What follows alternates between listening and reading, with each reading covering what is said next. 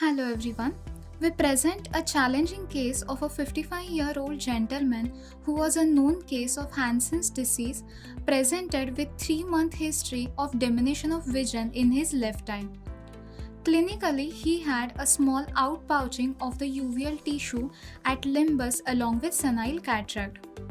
Unfortunately, the patient was lost to follow for almost a year and presented back to us with enlargement of the lesion, flared up scleritis and staphyloma, which caused significant hindrance of the visual axis.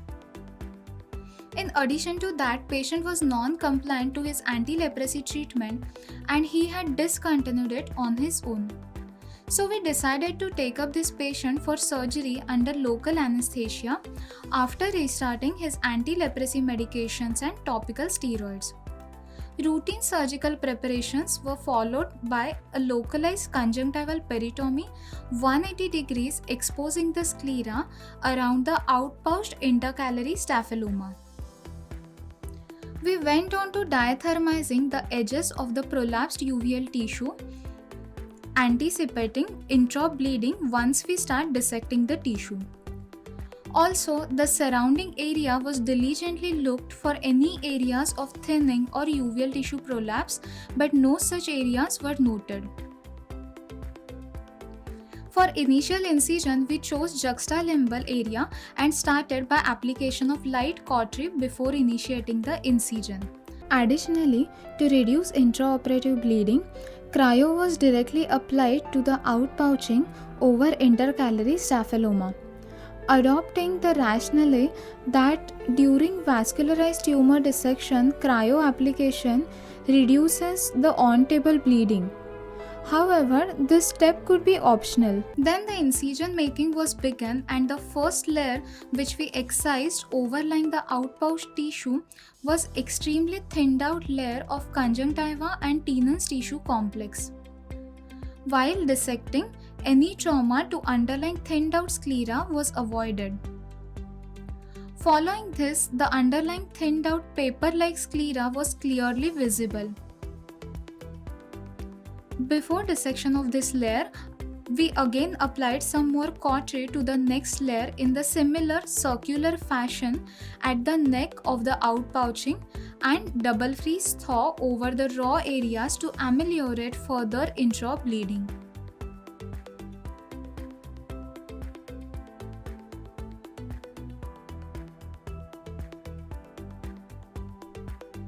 Precisely at the site of previous incision in conjunctiva tenons tissue, the next incision line was planned and made over the thinned scleral tissue along the previously made incision line.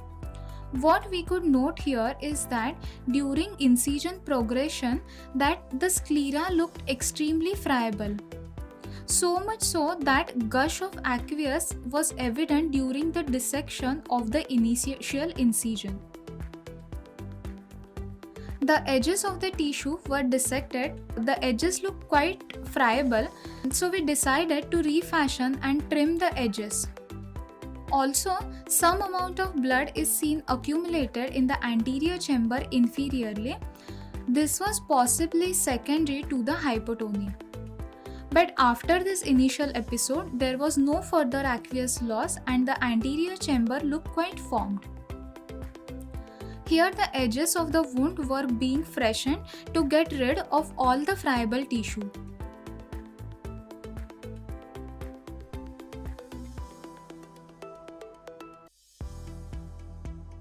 Now, the edges of sclera were approximated by double breasting technique using absorbable vicryl or polyglactin suture, in which the inner edges of tissue would undermine and which will give us a watertight closure of the wound.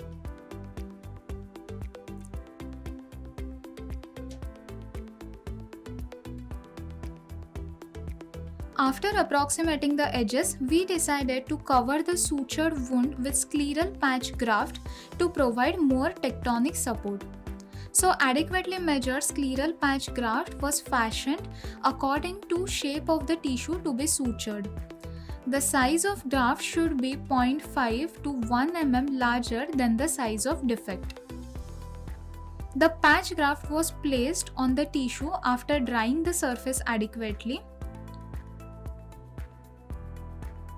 and then 4 anchoring sutures were taken at 4 edges of the patch graft along with intermittent sutures using absorbable vicryl suture. Alternatively, we can also use fibrin glue to position the graft at the recipient site.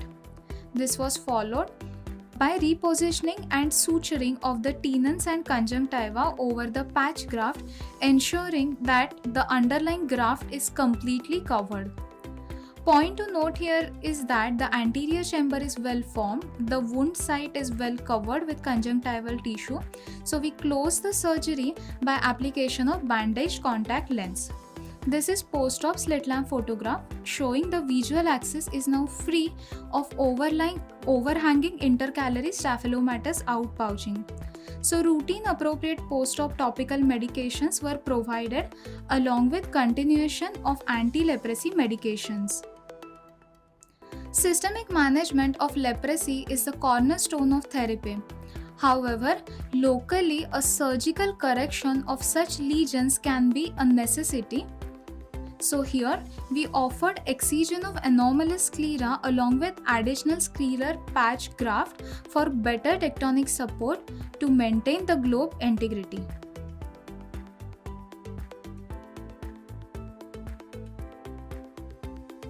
Thank you for your patient listening.